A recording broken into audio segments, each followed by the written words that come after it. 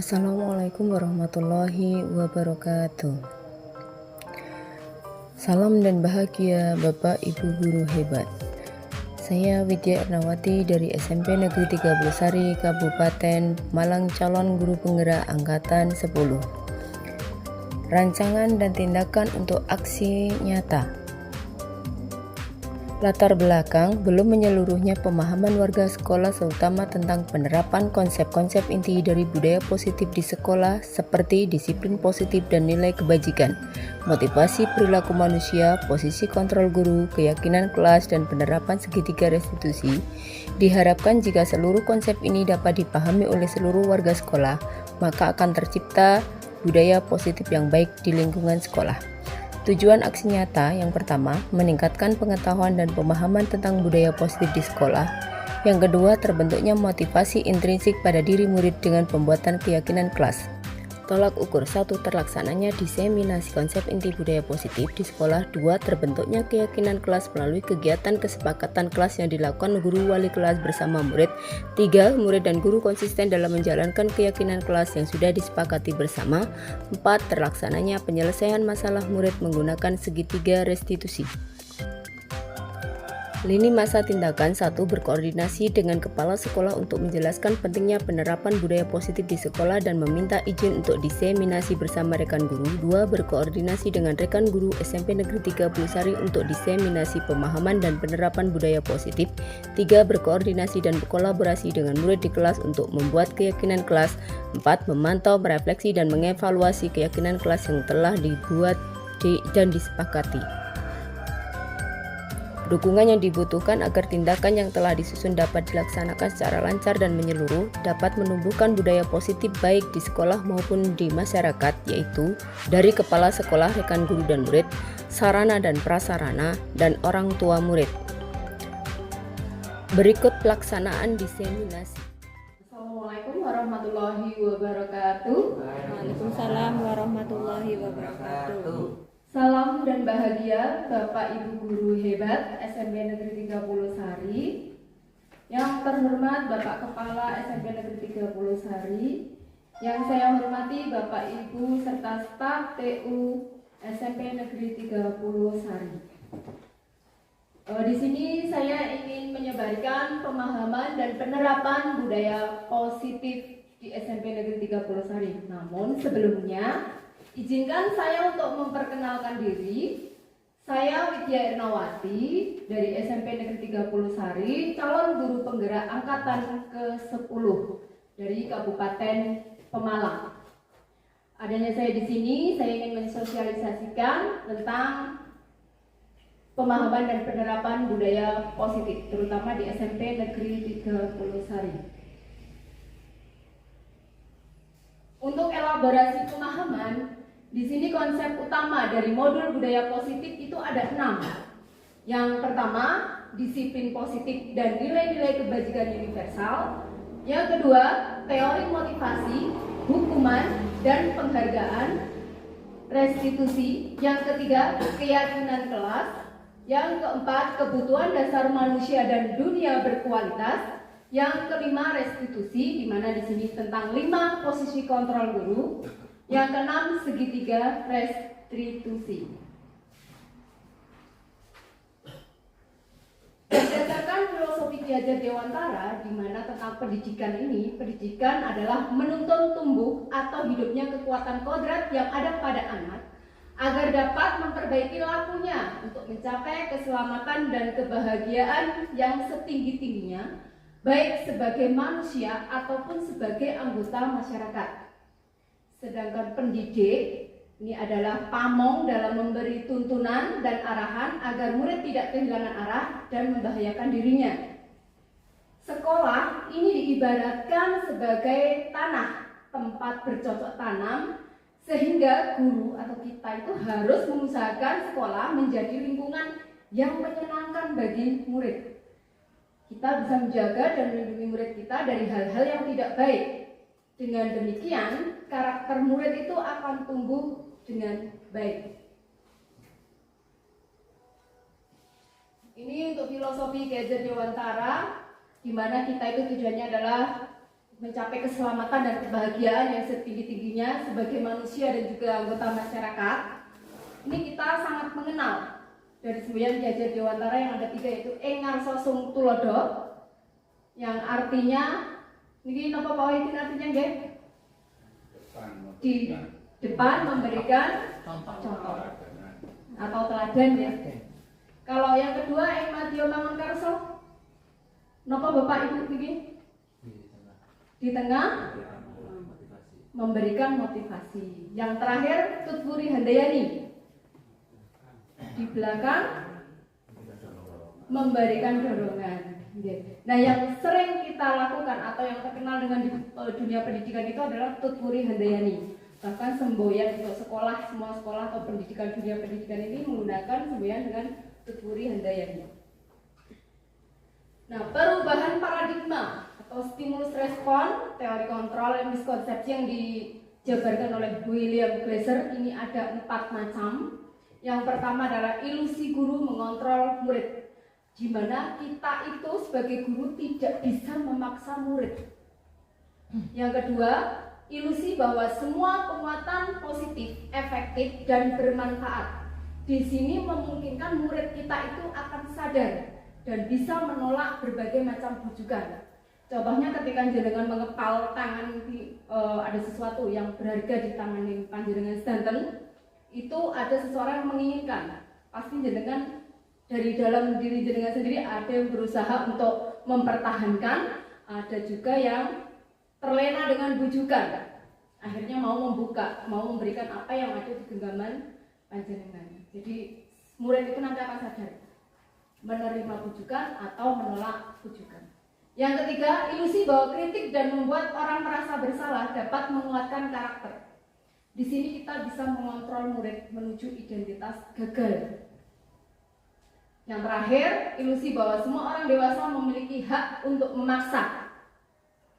Nah, ini menurut William Glasser ini tidak efektif karena ini membutuhkan jangka panjang dan akhirnya akan terbentuk suatu permusuhan. Karena kalau yang kita sering tahu ya, kakak kelas itu akan memaksakan adik kelas karena merasa dia tua. Jadi berhak untuk memaksa adik kelas, contohnya seperti itu. Bagaimana seseorang berubah dari paradigma stimulus respon kepada pendekatan teori kontrol? Ini oleh Stephen R. Covey berdasarkan prinsip Center Leadership tahun 1991 mengatakan bahwa bila kita ingin membuat kemajuan perlahan, sedikit-sedikit ubahlah sikap atau perilaku Anda. Namun, bila ingin memperbaiki cara-cara utama kita, maka kita perlu mengubah kerangka acuan kita. Ubahlah bagaimana Anda melihat dunia, bagaimana Anda berpikir tentang manusia. Ubahlah paradigma Anda, skema pemahaman dan penjelasan aspek-aspek tertentu tentang realitas. Jadi di sini diharapkan kita sebagai seorang guru itu mengubah kerangka kita, kerangka acuan kita. Kita harus bisa melihat bagaimana sih dunia ini, ya, tidak hanya melihat di samping kanan kiri kita, tetapi kita harus bisa melihat bagaimana kita melihat dunia. Apakah dunia itu bagus atau dunia itu hanya datar atau dunia itu bulat? Nah, jenengan harus bisa melihat. Kita sebagai guru itu melihat ini tentang dunia. Nah, kita pun juga harus bisa berpikir tentang manusia. Kita harus bisa mengubah paradigma kita. Jangan hanya kita membuat satu paradigma, tapi kita harus bisa merubah paradigma kita. Nah, perubahan paradigma stimulus respon teori kontrol ini, siapa sih sesungguhnya yang memiliki kontrol? Kita atau murid kita? Nah, untuk stimulus respon yang pertama, kita mengubah orang agar berpandangan sama dengan kita. Kira-kira di sini Bapak Ibu guru setuju atau tidak? Bagaimana Bapak, Ibu, setuju atau tidak dengan stimulus respon ini kita mengubah orang agar berpandangan sama dengan kita? Tidak setuju. Tidak, ya? Karena orang beda-beda. Ya, orang berbeda-beda, Bu. Leres sekali. Yang kedua, untuk teori kontrolnya, kita berusaha memahami pandangan orang lain tentang dunia. Misal kita berpandangan dunia ini bulat, tapi orang lain belum tentu bilang dunia ini bulat. Mungkin dari sisi dia melihat, oh iya dunia itu lonjong, misalnya gitu nggak? Jadi kita harus bisa memahami pandangan orang lain tentang dunia. Untuk stimulus respon yang kedua, perilaku buruk dianggap suatu kesalahan orang lain bisa mengontrol saya. Mungkin jenengan setuju napa mboten? Setuju, Pak? Perilaku buruk dianggap suatu kesalahan orang lain bisa mengontrol saya. Misal saya membuat kesalahan, nah jenengan ini menganggap saya itu jelek gitu loh. Nah saya di sini berpikir, oh ini bisa mengontrol saya. Setuju? Ragu-ragu. Setuju Pak? Setuju ya? Setuju, saya juga setuju. Ini kenapa setuju? Karena teori kontrolnya adalah semua perilaku memiliki tujuan. Tujuan saya itu apa? Saya merasa, oh ya, kesalahan orang lain menganggap saya buruk. Akhirnya saya bisa mengatur, oh biar saya tidak berlaku buruk. Nanti gimana ya? Itu setiap tindakan itu ya yang kita nilai ke orang lain itu memang memiliki tujuan masing-masing. Mungkin orang lain menganggap kita buruk supaya kita mengontrol diri menjadi orang yang lebih baik lagi. Gitu nggak? Terima kasih atas penilaiannya. Yang berikutnya, saya bisa mengontrol orang lain. Bisakah saya mengontrol orang lain? Tidak. Tidak nih? Tidak. Yang bisa mengontrol orang lain itu sinten? Ya mereka masing-masing. Mereka masing-masing. Nah, hanya diri kita sendiri ini teori kontrolnya, hanya Anda yang dapat mengontrol diri Anda. Jadi Anda tidak bisa mengontrol orang lain. Di sini untuk teori kontrolnya. Jadi hanya kita sendiri yang bisa mengontrol diri kita sendiri. Apakah kita mau untuk maju atau kita hanya stagnan di situ saja. Kemudian untuk stimulus respon pemaksaan ada pada saat bujukan gagal. Benarkah demikian? Pemaksaan ada pada saat bujukan gagal. Kira-kira pripun Bapak Ibu? Rayuannya nggak mempan, rayuannya gagal, akhirnya memaksa. Benar betul? Setuju? Setuju ya? Ya, setuju. Pemaksaan ada pada saat bujukan gagal. Nah ini kebanyakan orang setuju. Karena apa? Di sini ada kolaborasi dan untuk teori kontrolnya ada kolaborasi dan konsensus menciptakan pilihan-pilihan baru. Yang terakhir model berpikir menang atau kalah. Setuju betul? Tidak ya. Tapi kita bisa untuk teori kontrolnya itu model berpikir menang-menang. Betul ya? Kan tidak mungkin, pasti di dalam diri jenengan sendiri itu menginginkan selalu menang. Main game ya harus menang gitu. Untuk berprestasi di sekolahan pun saya juga harus menang gitu kan. Tidak mungkin kalah nggak apa-apa, kan nggak begitu guys. Kalah memang hal wajar, tetapi pasti semua orang menginginkan model yang berpikir menang, bukan menang atau kalah. Nah, untuk yang pertama ini disiplin positif dan nilai-nilai kebajikan universal. Untuk budaya positif yang pertama, ini apakah makna disiplin di pikiran Bapak Ibu? Disiplin itu apa sih? Tepat waktu. Napa mulai Bu? Istiqomah. Taat dan patuh. Tidak melanggar.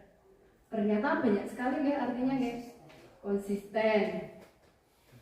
Banyak tapi untuk di sini, untuk pembelajaran di CGP ini makna disiplin berasal dari bahasa Latin disciplina tulisannya, tapi bacanya mungkin disiplina atau bacanya disiplina. ini bahasa Latin ya. Kalau bahasa Inggrisnya pripun Pak? Selamat bahasa Inggris sama disiplin. Itu kan tulisannya disiplin. Ya, yang artinya itu belajar. Kalau bahasa Latin kan disiplinan. Tertulis disiplin. Ini artinya belajar. Makna asal dari kata ini berkonotasi dengan disiplin diri dari murid-murid Socrates dan Plato. Sedangkan disiplin diri ini membuat orang menggali potensinya menuju sebuah tujuan apa yang dia hargai. Oke ya, kalau misalnya kita disiplin dengan waktu ya otomatis kita akan selalu tepat waktu. Leres guys tadi guys. Misalnya taat tepat waktu gitu tadi guys. Konsisten. Nah, itu akhirnya masuk di sini. Apa yang kita hargai ini akan masuk di dalam disiplin. Namun, ada namunnya Bapak Ibu, dalam budaya kita makna kata disiplin ini telah berubah menjadi sesuatu yang dilakukan seseorang pada orang lain untuk mendapatkan kepatuhan. Kecenderungan umum adalah menghubungkan kata disiplin dengan ketidaknyamanan. Ini seringkali terjadi, tidak hanya di lingkungan pendidikan, tapi hampir seluruh instansi. Ya. Misalnya dalam suatu kegiatan dikejar-kejar, deadline-nya hari ini harus, deadline-nya jam sekian harus, itu kan termasuk salah satu disiplin. Akhirnya ada beberapa orang yang merasa tidak nyaman. Aku belum siap, aku belum ini belum selesai ini, tapi udah di deadline jam segini hari sini. Nah, itu akhirnya membuat orang tersebut merasa tidak nyaman. Ini untuk budaya yang ada di kita. Nah, untuk nilai-nilai kebajikan universal, nilai-nilai kebajikan adalah sifat-sifat positif manusia yang merupakan tujuan mulia yang ingin dicapai setiap individu. Nilai-nilai tersebut bersifat universal dan lintas bahasa, suku bangsa, maupun agama. Sedangkan setiap perilaku atau perbuatan ini memiliki suatu tujuan. Kita melakukan perbuatan apapun atau perilaku apapun pasti kita memiliki tujuan. Walaupun tidak diutarakan dia Bapak Ibu hanya berbicara dalam saya pengennya ini, tapi pasti jenengan juga memiliki tujuan dari perilaku panjenengan tersebut. Nah, dengan mengaitkan nilai-nilai kebijakan yang diyakini seseorang, maka motivasi intrinsiknya atau motivasi dari dalam diri kita sendiri, dari hati kita ini akan terbangun sehingga akan menggerakkan motivasi dari dalam untuk mencapai tujuan yang mulia. Ini diutarakan oleh Dian Goshen tahun 1998. Ini saya setuju sekali, dimana kalau motivasi dari dalam diri kita sendiri itu akan mendapatkan tujuan yang mulia karena kita pasti akan melaksanakannya dengan ikhlas. Ya Bapak Ibu, pasti kita, oh iya, insya Allah itu untuk melaksanakan tugas. Nah, disiplin positif dan nilai-nilai kebajikan universal ini yang sering kita dengar dan sekarang lagi sedang digalak-galakannya di seluruh Indonesia, terutama dalam dunia pendidikan, yang sering kita kenal dan bahkan kita sudah melaksanakan beberapa tahun ini, itu yaitu profil pelajar Pancasila. Di mana profil pelajar Pancasila ini ada 6. Yang pertama, beriman, bertakwa kepada Tuhan Yang Maha Esa dan berakhlak mulia.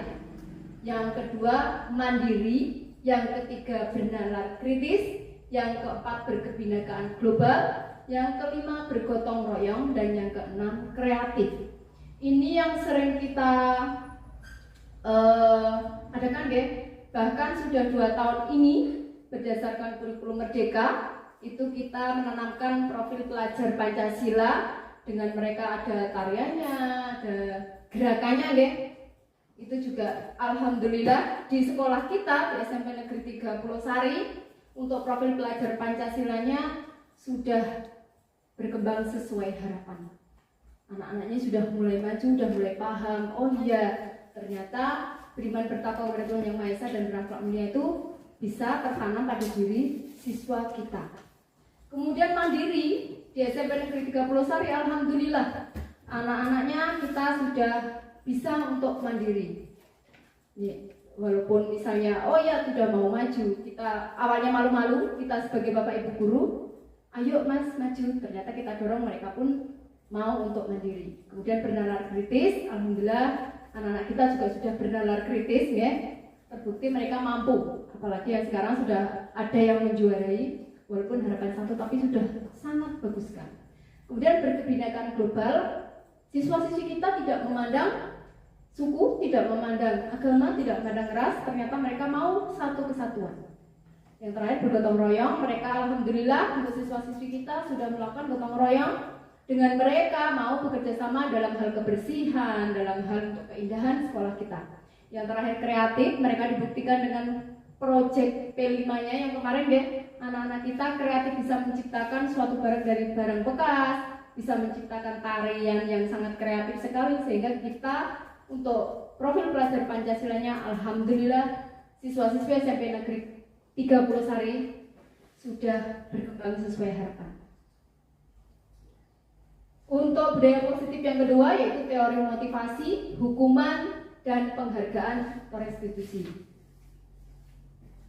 Nah, teori motivasi perilaku manusia ini dari Dan Dawson dalam bukunya Restructuring School Disiplin menyatakan ada 3 motivasi perilaku manusia. Yang pertama, ini untuk menghindari ketidaknyamanan atau hukuman.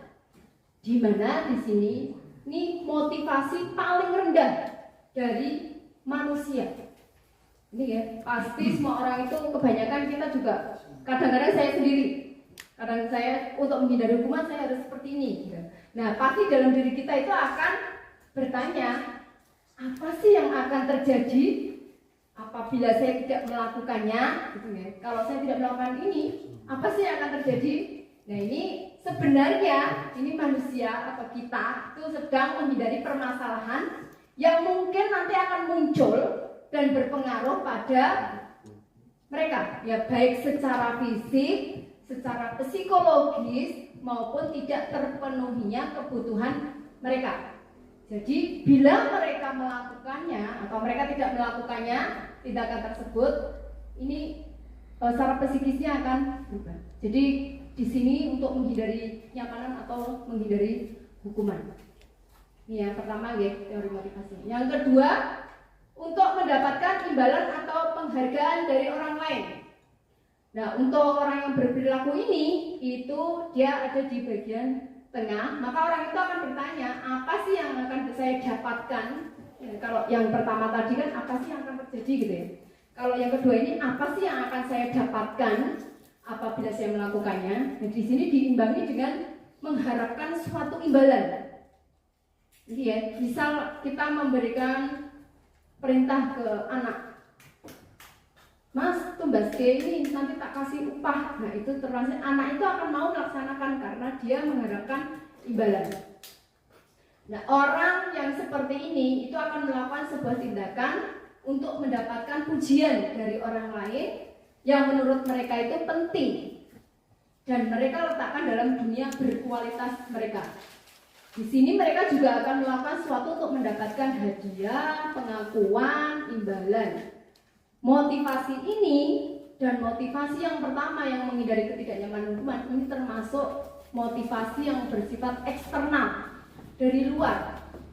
Ya, karena adanya ini makanya saya melakukan ini. Kalau tidak ada yang dari luar itu pasti mereka juga tidak akan melakukan hal kedua tersebut. Yang terakhir untuk teori motivasi perilaku manusia yaitu untuk menjadi orang yang mereka inginkan dan menghargai diri sendiri dengan nilai-nilai yang mereka percaya. Di mana ini adalah motivasi yang paling tinggi. Di sini orang ini akan bertanya, yang punya motivasi ini ya, akan menjadi seperti apa sih apabila saya melakukannya? Nah, dari di sini ini mereka melakukan karena sesuatu nilai-nilai yang mereka yakini dan mereka hargai. Di mana mereka ini melakukannya ingin menjadi orang-orang yang bernilai, orang-orang yang memiliki nilai-nilai atau motivasi yang membuat mereka itu memiliki kedisiplinan positif. Motivasi yang ketiga inilah yang timbul dari dalam hati atau motivasi intrinsik yang akan menciptakan budaya positif karena diawali dari hati. diawali dari motivasi dari dalam diri mereka sendiri. Ini mereka akan berpikir, oh ya, saya melakukan ini karena saya pengennya seperti ini. Jadi dari dalam hati, bukan dari paksaan atau dorongan dari luar. Tidak mengharapkan imbalan, tidak menghindari atau hukuman atau ketidaknyamanan, tapi benar-benar melakukan karena mereka itu menghargai diri mereka sendiri atau mereka yang inginkan, agar bisa menciptakan suasana yang menyenangkan. Sedangkan teori motivasi di sini ada yang dihukum penghargaan. Dihukum oleh penghargaan ini yaitu penghargaan berlaku sama dengan hubungan dalam arti meminta atau membujuk seseorang melakukan sesuatu untuk memenuhi suatu tujuan tertentu dari orang yang meminta atau membujuk. Dorongannya ini ada eksternal dan ada faktor ketergantungan. Nah, beberapa dampak pemberian penghargaan inilah yang menyebabkan orang-orang itu akan merasa dihukum oleh penghargaan. Ini diutarakan oleh Carl Frickham tahun 1993, di mana dihukum oleh penghargaan ini membutuhkan jangka panjang. Penghargaan ini butuh bukan jangka pendek dan jangka panjang, ada dua ya. Kemudian penghargaan ini yang sifatnya menghukum. Yang ketiga, penghargaan ini mengurangi ketepatan. Yang keempat, penghargaan ini tidak efektif. Yang terakhir, penghargaan merusak hubungan. Kenapa bisa merusak hubungan? Ini saya hanya memberikan sebuah contoh. Misalnya di dalam kelas, kita ada anak yang mengerjakan soal. Misal kita memberikan hadiah. Oh ya, yang anak yang mengerjakan paling cepat nanti saya kasih hadiah, misalnya gitu. Ternyata yang paling cepat kasih hadiah. Besok lagi seperti itu. Ternyata anak itu yang terus bisa dan dia terus yang mendapatkan hadiah. Di sini akhirnya mengurangi ketepatan juga. Anak yang merasa tidak mampu, dia akan berucap, lah paling-paling itu lagi, paling-paling dia lagi, gitu. Jadinya dia akan merusak hubungan dengan yang tadi, yang temannya yang maju terus. Sedangkan yang maju itu yang merasa dia aku dapat penghargaan lagi, dia tuh dapat hadiah lagi. Jadi dia akan terus-terusan sehingga tidak memberikan kesempatan kepada teman yang lain. Ini yang menyatakan sehingga penghargaan itu tidak efektif, mengurangi ketepatan, dan penghargaan itu menghukum. Karena penghargaan itu juga bisa merusak sebuah hubungan. Nah, untuk dihukum oleh penghargaan ini, penghargaan itu juga bisa menurunkan kualitas. Penghargaan juga bisa mematikan kreativitas anak. Karena anak itu akan berpikir, lah paling itu lagi yang dapat, paling itu lagi yang dapat, gitu ya. Kemudian yang terakhir, penghargaan itu mengurangi motivasi intrinsik. Siswa yang awalnya merasa percaya diri karena dia kalah dengan temannya, dia itu mau gak mau akhirnya jawabannya tadi, lah paling itu lagi. Pernah menemui seperti itu Bapak Ibu? Nah. Pernah ya? Sering atau tidak? Sering ya. Nah, ini karena mereka merasalah paling itu. Jadi kita sebagai guru itu tidak boleh lagi ya, dengan memberikan sebuah penghargaan. Tetapi nanti kita bahas yang berikutnya. Nah, bentuk program kebijakan atau apresiasi yang perlu kita ingat. Ini dalam kita memberikan apresiasi terhadap siswa atau murid atau pengakuan, ini kita harus ingat beberapa hal. Yang pertama, beri pengakuan secara khusus. Jadi tidak hanya pada anak yang pintar saja, tetapi semua murid kita berikan pengakuan secara khusus. Kemudian beri pengakuan secara pribadi. Ini ya, misal ada anak yang benar-benar membuat jenengan emosi, jangan langsung dijudge di depan teman-temannya. Tapi jenengan silakan panggil ke ruangan atau di suatu tempat sendiri, bicara dari hati ke hati. Ini secara pribadi. Jadi dia tidak merasa malu atau tidak merasa ini depan temannya. Kemudian beri pengakuan kepada semua murid secara bergantian ya. Tidak hanya ditunjuk, oh ini enggak, tapi secara bergantian. Oh masih ini ternyata kamu bisa ini. Karena semua anak itu memiliki kemampuan yang berbeda-beda. Kemudian beri pengakuan secara konsisten. Ini kita sebagai seorang guru harus secara konsisten memberikan pengakuan. Jadi tidak hanya hari ini, besok sudah tidak, besok lagi tidak, tapi kita upayakan untuk konsisten memberikan pengakuan. Yang terakhir, fokus pada proses. Nah, ini ada beberapa pertanyaan, ini termasuk konsekuensi atau hukuman menurut Bapak Ibu guru. Yang pertama, kita menyuruh siswa mencatat 100 kali di dalam buku kalimat "Saya tidak akan terlambat lagi" karena anak tersebut terlambat ke sekolah. Ini termasuk konsekuensi atau hukuman Bapak Ibu? Hukuman. Hukuman, gak? Yang kedua, lari mengelilingi lapangan basket 2 kali karena terlambat hadir di sekolah. Hukuman atau konsekuensi? Hukuman. Yang ketiga, membersihkan coretan yang dibuatnya di meja tulis. Konsekuensi atau hukuman? Konsekuensi. Yang ketiga, murid diminta untuk push up 15 kali karena tidak menggunakan masker ke sekolah. Hukuman apa konsekuensi? Hukuman. Hukuman. Oke. Kemudian yang berikutnya, berdiri di depan kelas sambil mengangkat kaki 1 karena tidak bisa menjawab pertanyaan. Hukuman atau konsekuensi? Hukuman. Yang berikutnya lagi, membersihkan WC sekolah karena mematahkan pensil kawannya. Hukuman atau konsekuensi? Hukuman. Lari mengelilingi lapangan basket 2 kali karena terlambat 10 menit untuk pelajaran PJOK. Hukuman atau konsekuensi? Hukuman. Dari beberapa pertanyaan ini 7 pertanyaan yang konsekuensinya hanya 1 nggih. Pernahkah Bapak Ibu menghukum siswa-siswi kita seperti yang tercatat di depan? Pernah? Pernah ya?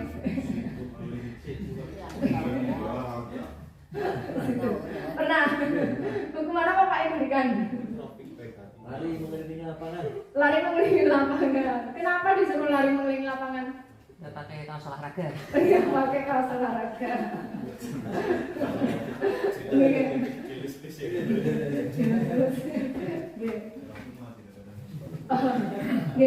Mudah-mudahan untuk kedepannya kita tidak memberikan hukuman lagi secara fisik ya. Tetapi kita memberikannya adalah sebuah konsekuensi. Kalau dia seperti ini, maka konsekuensinya harus seperti ini. Jadi tidak berupa hukuman. Nah, untuk hukuman, pengertian hukuman, konsekuensi dan restitusi ini kan dibahas. Untuk hukuman itu tidak terencana ya, biasanya terjadi spontanitas. Karena bersifat itu satu arah. Ini bisa berupa hukuman fisik, psikis atau kata-kata kasar. Mohon maaf, termasuk ini kan masuk bullying ya. Kalau fisik tadi ada push up, ada lari, terus apalagi yang bersihkan dan lain sebagainya itu yang lari push up. Kalau psikis itu psikisnya anak biasanya kena, dengan metode beberapa itu bisa menyebabkan psikisnya anak akan atau mentalnya itu jatuh. Kemudian yang terakhir dengan kata-kata kasar, maaf, ini hampir sama dengan bullying ya.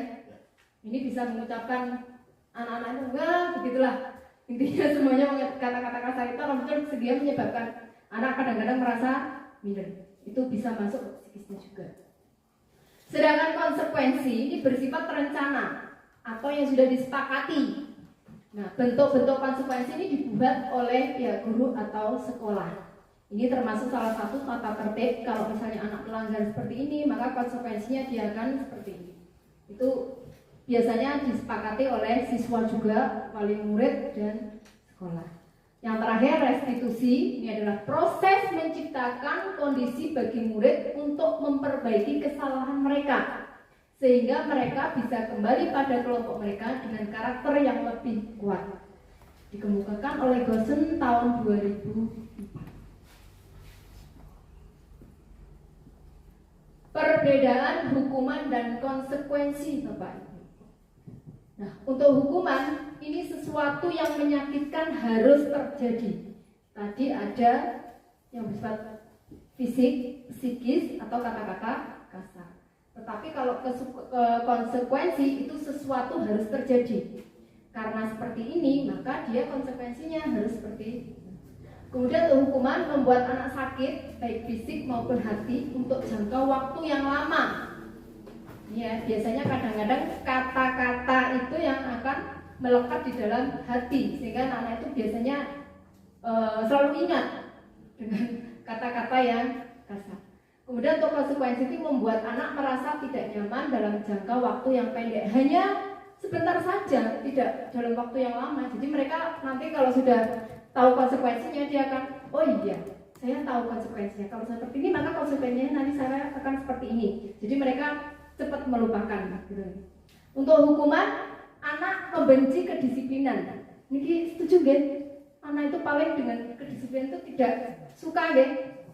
Ya, katanya saya sering dengar tuh anak-anak saya bilang aturan dibuat untuk dilanggar. Nggak tahu itu dapat dari mana, tapi seringnya gitu bicaranya. Ya, aturan itu hanya untuk dilanggar. Dari mana dapat itu ya? Ya, kalau konsekuensi itu anak justru akan menghargai yang namanya disiplin karena mereka itu tahu kalau dia berbuat sesuatu yang salah maka konsekuensinya itu ada. Kalau hukuman itu bersifat paksaan, tetapi kalau konsekuensi itu bersifat stimulus atau tanggapan. Yang untuk hukuman mendorong anak menyakiti diri sendiri, tapi kalau konsekuensi itu mendorong anak agar mudah menyesuaikan diri. Untuk hukuman konsep diri yang buruk, sedangkan untuk konsekuensi ini konsep diri yang baik, menjadi lebih baik lagi. Untuk hukuman ini anak belajar untuk menyembunyikan kesalahan. Maaf, rata-rata kan kalau misalnya mereka bersalah kan seringnya berbohong deh, melimpahkan ke orang lain. A, B, C. Enggak Pak, tadi saya enggak seperti itu, tapi karena saya diperintah itu, jadi melempar kesalahan itu temennya. Itu biasanya seperti itu. Jadi berusaha untuk menyembunyikan kesalahan. Dia melindungi diri sendiri supaya tidak disalahkan. Tetapi untuk konsekuensi ini anak belajar untuk mematuhi peraturan yang ada. Hukuman yang terakhir itu ada marah, rasa bersalah, dipermalukan, merasa tidak dihargai. Ini karena adanya hukuman ya, maka anak itu akan marah, emosinya meluap. Kemudian rasa bersalahnya juga ada, terus merasa dipermalukan, merasa tidak dihargai. Tetapi dengan adanya konsekuensi, di sini dia kehilangan hak, dibuat tidak nyaman, diasingkan itu hanya waktu sementara, tidak selamanya. Karena jangka pendek tadi ya, atau time off. Nah, untuk identitas gagal dan identitas sukses dari hukuman, disiplin berdasarkan konsekuensi dan restitusi ya, disiplin untuk konsekuensi dan restitusi untuk hukuman sendiri. Di sini untuk hukuman sesuatu yang menyakitkan harus terjadi, tetapi untuk konsekuensi tadi sesuatu harus terjadi. Sedangkan restitusi itu merupakan pilihan. Kalau yang hukuman tidak nyaman dalam waktu jangka panjang, konsekuensi tidak nyamannya untuk jangka pendek. Nah, untuk restitusi ini menguatkan murid atau anak ini dalam jangka waktu panjang. Jadi anak itu akan kuat tadi masuk di mandiri. Kalau hukuman itu bersifat merasa korban dari mendapatkan keadilan, tetapi kalau konsekuensi di sini korban bisa diabaikan. Dia tidak menjadi korban, tapi karena merasa konsekuensi tadi, oh saya harus seperti ini karena konsekuensi ini. Nah, tetapi untuk restitusi itu korban bisa mendapatkan ganti. Yang hukuman murid atau anak akan tersakiti, tapi untuk konsekuensi ini anak dibuat tidak nyaman, sedangkan restitusi ini anak akan mendapatkan penguatan. Untuk hukuman perilaku pasif agresifnya meningkat, agresifnya meningkat, tapi konsekuensinya ini penguatan hanya bertahan dalam waktu jangka pendek. Kemudian untuk restitusi masalah itu akan bisa terpecahkan. Untuk sistem yang tidak berjalan bila murid tidak takut, hukumannya, konsekuensinya itu akan memerlukan monitoring dan supervisi yang terus-menerus dari guru. Kemudian untuk restitusi, ini murid akan belajar bertanggung jawab dari perilakunya. Hukuman berlaku hanya pada institusi atau instansi, tidak berlanjut pada kehidupan nyata. Di kehidupan nyata itu tidak ada disiplin mungkin ya. Tapi untuk konsekuensi ini membantu penerapan untuk mengikuti peraturan dalam masyarakat yang ada di masyarakat. Sedangkan restitusi ini fokus pada pemecahan permasalahan dalam jangka waktu yang panjang, tidak hanya di instansi saja, tetapi dia bisa di berbagai lapisan masyarakat. Kemudian untuk hukuman ini ada peraturan adalah bla bla bla bla, kamu harus, ada kata-kata kamu harus. Tetapi kalau konsekuensi itu pasti ada pertanyaan, apa peraturannya? Dijawabkan, oh peraturannya seperti ini, seperti ini. Nah, mampukah kamu melakukannya? Jawabnya, iya Bu, saya mampu, atau enggak Bu, saya enggak mampu. Dan diakhiri dengan kata-kata terima kasih. Untuk restitusi, apa sih yang kamu yakini? Oh, saya yakinnya seperti ini. Terus, apa yang bisa kamu lakukan untuk memperbaiki masalah ini? Nanti dia akan mengutarakan permasalahan, oh saya mau minta maaf, oh saya mau memperbaiki diri. Jadi nanti akan ada jawaban yang bisa menyelesaikan sebuah masalah. Untuk hukuman murid atau anak membenci peraturan, konsekuensinya ini murid atau anak itu akan menghormati peraturan, dan restitusi ini anak itu akan menghormati dirinya sendiri, dan dia juga akan menghormati orang lain. Yang ketiga dari budaya positif yaitu keyakinan kelas, di mana keyakinan kelas ini berdasarkan keyakinan kelas yang dibuat oleh kesepakatan antara guru dan murid yang bersifat universal. Biasanya ini wali kelas yang membuat kesepakatan kelas, kalau guru mapel itu biasanya membuat kesepakatan belajar. Ini yang sering saya lakukan guys, saya dari tahun 2016 kalau nggak salah itu sudah membuat kesepakatan belajar. Jadi anak-anak kalau di pembelajaran saya sudah ada kesepakatannya. Kemudian untuk kesepakatan kelas, saya sebagai wali kelas juga sudah membuat kesepakatan antara saya dengan kelas yang saya aku. Nah, keyakinan kelas ini bersifat peraturan. Biasanya yang dibuat oleh guru dan murid, kesepakatan tadi yaitu bersifat satu arah. Nah, kegiatan di sini untuk pendalaman keyakinan kelas itu ditampilkan dalam tabel T dan Y, di mana ada hormat. Hormat ini meyakini bahwa sangat penting untuk menghormati semua orang dan barang milik orang lain. Kemudian ada bekerja, ini meyakini bahwa sangat penting untuk mengerjakan segala pekerjaan atau mengikuti kegiatan yang telah ditugaskan kepada kita. Diterima dan dimilikinya, itu kita meyakini bahwa sangat penting untuk merasa diterima pada suatu kelompok dan saling peduli satu dengan yang lain. Untuk tabel Y dan T bisa diperhatikan Bapak Ibu. Di situ untuk hormat ya, tabel Y yang paling atas itu adalah terdengar. Kemudian untuk di sebelah kanan berperilaku dan di sebelah kirinya itu terlihat. Jenengan bisa didengarkan, bisa berperilaku sesuai apa yang jenengan inginkan, kemudian akan terlihat oleh masyarakat. Untuk bekerja juga demikian, terdengar, berperilaku dan terlihat. Sedangkan untuk tabel T itu akan berbunyi tampak seperti, tidak tampak seperti. Bekerjanya juga demikian, tampak seperti, tidak tampak seperti. Untuk diterima dan dimiliki juga tampak seperti dan tidak tampak seperti. Ini untuk pendalaman di keyakinan kelas.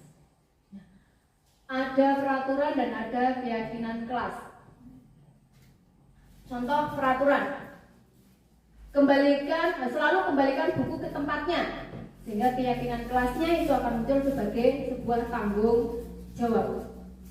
Peraturannya dilarang mengganggu orang lain, misalnya dilarang mengganggu temennya, gitu ya. Itu keyakinan kelasnya itu memiliki fungsi menghormati orang lain. Peraturannya hadir di sekolah 15 menit sebelum pembelajaran dimulai, sehingga keyakinannya itu juga mengarah ke menghormati orang lain dan berkomitmen. Jadi sesuai dengan komitmen yang sudah dibuat dalam kesepakatan kelas.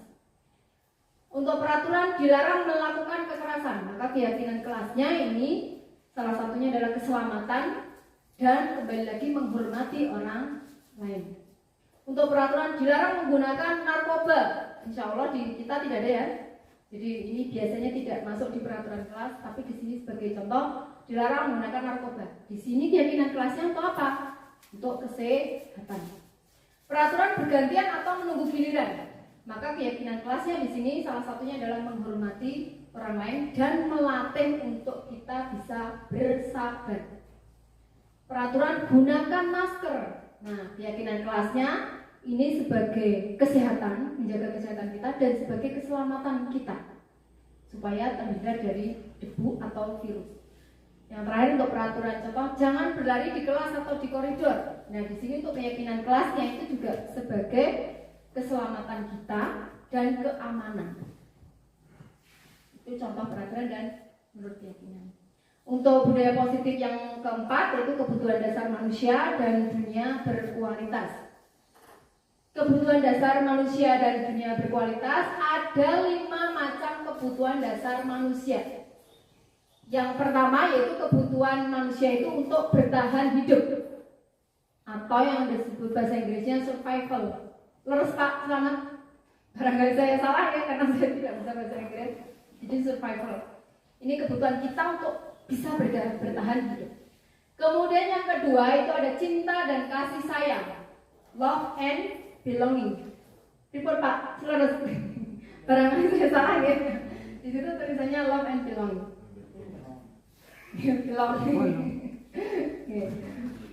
Ya, kita itu manusia kan selain untuk bertahan hidup kan kita butuh juga cinta dan kasih sayang ya, tidak hanya dari pasangan, tapi dari semuanya.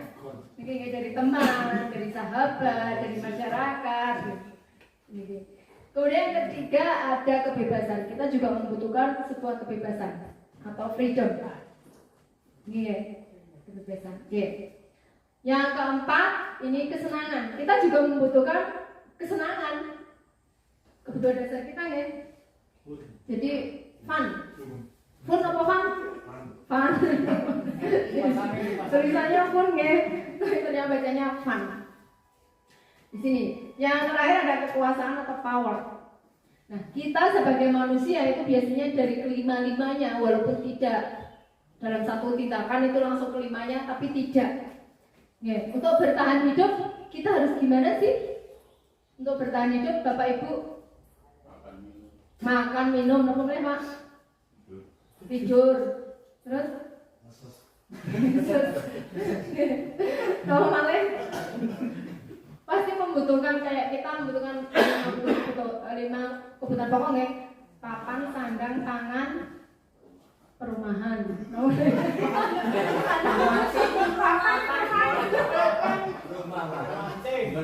Mancing. Nah, bertahan hidupnya kan gitu ya, kita butuh makan, kita butuh tempat tinggal, kita butuh baju untuk melindungi tubuh kita dan lain sebagainya. Kemudian kita butuh cinta kasih. Oke, Bapak Ibu kan yang sudah punya pasangan membutuhkan cinta kasih dari pasangannya. Yang belum berpasangan itu pasti cinta kasih dari orang tua. Dari siapa? Kemudian kita juga membutuhkan cinta dan kasih dari teman kita deh.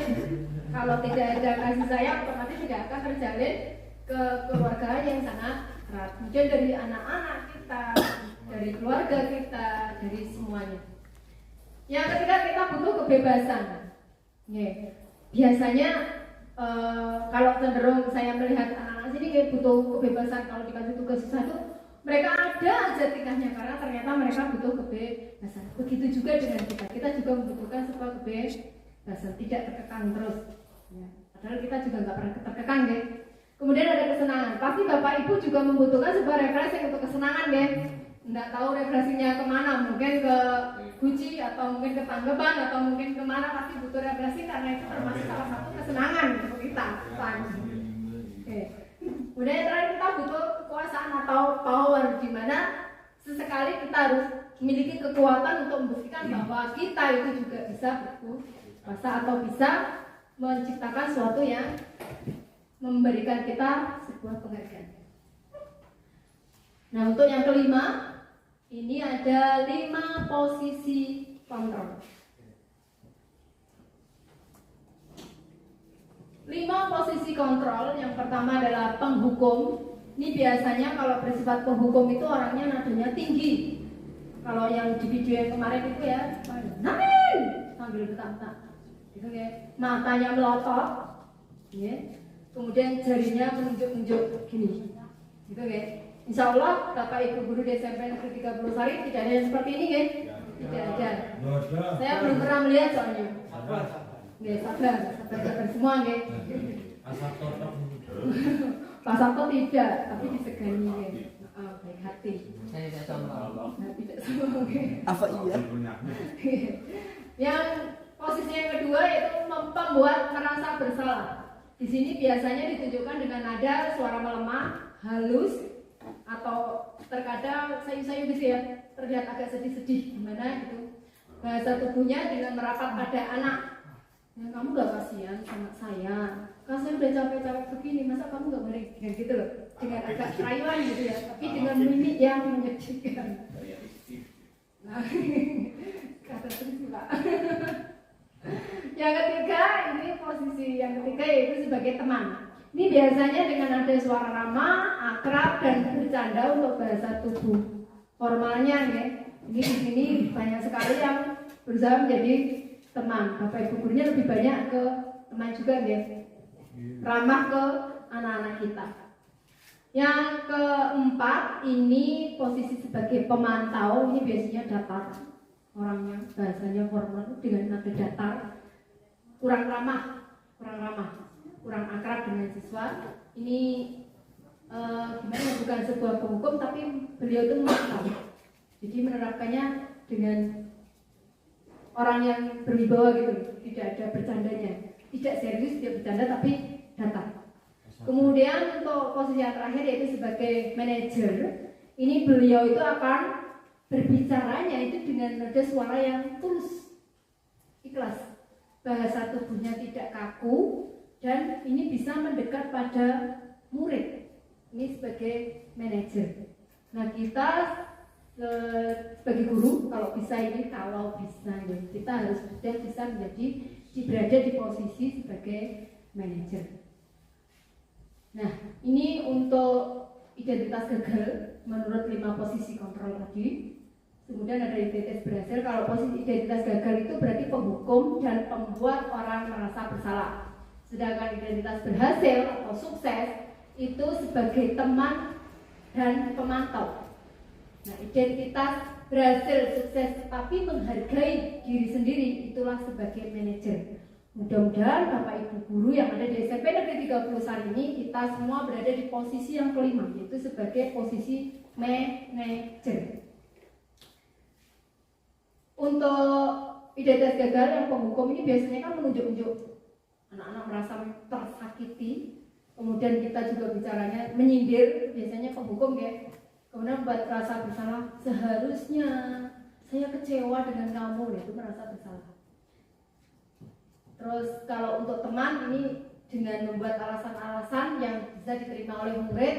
Kalau pemantau kita menghitung dan mengukur. Yang posisi manajer itu mengajukan pertanyaan-pertanyaan yang sekiranya bisa dijawab dan bisa dicari solusinya. Ini ada beberapa contoh yang di depan ini. Dari guru berbuat, berkata, hasil, kemudian dengan kualitas, yang berkualitas, dan murid itu yang akan berkata.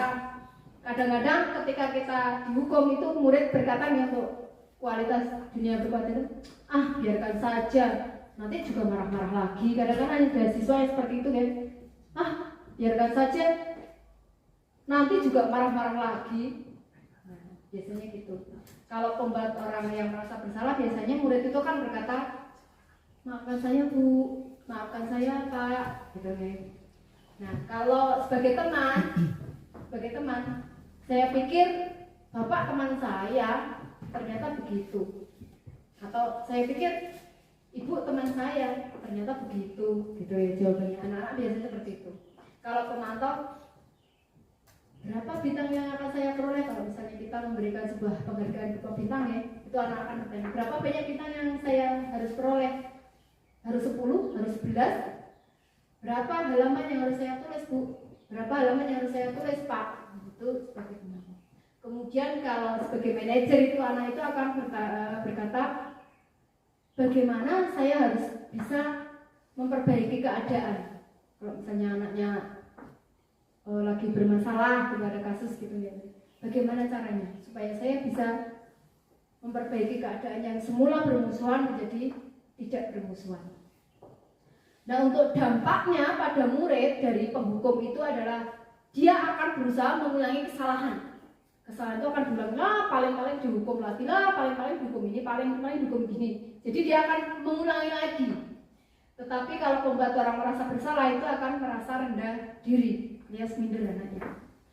Kalau sebagai teman, itu nanti dampaknya kepada murid itu lemah, tidak mandiri, kemudian bergantung. Anak itu akan bergantung pada kita.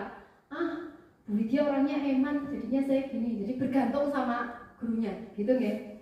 Kemudian untuk yang pemantau, ini murid akan menitik beratkan pada sanksi atau hadiah untuk dirinya. Saya nanti dapat hadiah, aku mau gini biar dapat hadiah.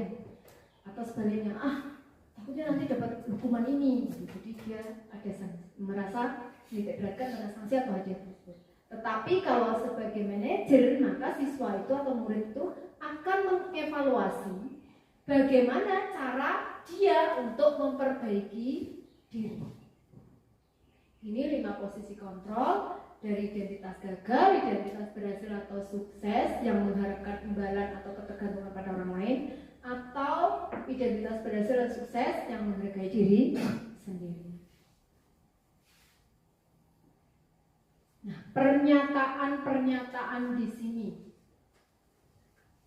Salah satu contohnya, ini siapa yang mengatakan? Yang pertama, saya kecewa sekali dengan kamu. Ini merupakan pembuat orang merasa bersalah. Di posisi yang kedua, ya, bukan penghukum, tetapi pembuat orang merasa bersalah. Kemudian pernyataan-pernyataannya, kamu tidak pernah benar melakukannya. Kamu ini loh kok tidak pernah benar sih melakukannya, gitu kan? Nah, ini itu adalah seorang penghukum yang mengatakan. Nah, kalau pernyataan, ayolah lakukan demi ibu. Nah, ada kata-kata lakukan demi ibu, ini berarti dia berusaha sebagai teman. Pernyataannya, apakah kamu mau mendapatkan stiker bintang hari ini? Biasanya ini berlaku untuk anak-anak SD ya. Anak-anak SD itu kan paling senang sekali kalau mendapatkan stiker bintang ditempel di dada gitu ya. Di dada gini ya, ada stiker bintangnya atau dapat itu. Anak-anak PAUD juga gitu kan, stiker bintang itu senang sekali, bangga sekali. Ini adalah bertindak sebagai pemantau. Kemudian pernyataan bagaimana kamu bisa menyelesaikan masalah ini? Nah, itu adalah pernyataan dari seorang manajer. Dan yang terakhir pernyataan kamu selalu, ada kata selalu, yang paling terakhir. Selalu ini bersifat sebagai seorang penghukum. Nah, untuk budaya positif yang terakhir yaitu segitiga restitusi. Nah, untuk segitiga restitusi di sini ada validasi tindakan yang salah, menanyakan keyakinan dan menstabilkan identitas. Gimana untuk menanyakan keyakinan ini keyakinan kelas kita, apa yang sudah kita sepakati, kamu ingin menjadi seorang seperti apa. Kemudian untuk validasi tindakan yang salah ini kamu tentu punya alasan, ya, pasti punya alasan semua manusia. Kemudian adakah cara yang lebih efektif untuk mendapatkan apa yang kamu butuhkan? Dan untuk menstabilkan identitas itu setiap orang pasti pernah melakukan kesalahan, tidak terkecuali dengan saya, pasti juga melakukan kesalahan. Dan di sini kamu bukan satu-satunya yang pernah melakukan kesalahan. Ini kata-kata untuk menstabilkan identitas. Ini kemarin ketika saya melakukan demonstrasi kontekstual, ada beberapa siswa yang satunya melanggar kesepakatan kelas dan yang satunya tidak mengumpulkan tugas sesuai kesepakatan kelompok. Terima kasih Bapak Ibu atas waktunya dalam menghadiri desiminasi budaya positif yang saya sebarkan. Barangkali ada kesalahan saya dalam pengucapan kata atau perilaku saya tidak berkenan di hati Bapak Ibu semuanya, semata-mata karena saya di sini bukan yang paling pintar, tetapi saya juga belajar seperti Bapak Ibu guru sekalian. Mohon dimaafkan dengan ikhlas Dan terima kasih atas perhatiannya.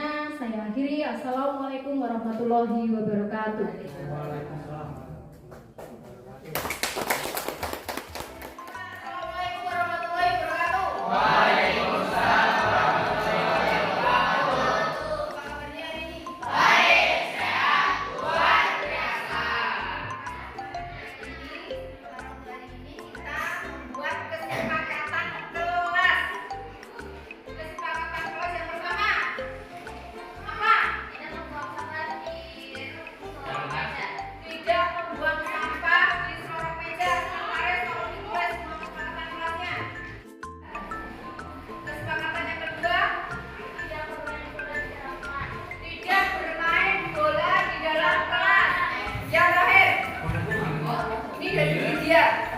Kamu harus menjaga keamanan di kelas, kenyamanan di kelas, dan buat kelas itu menyenangkan. Laksanakan kesepakatan kelas.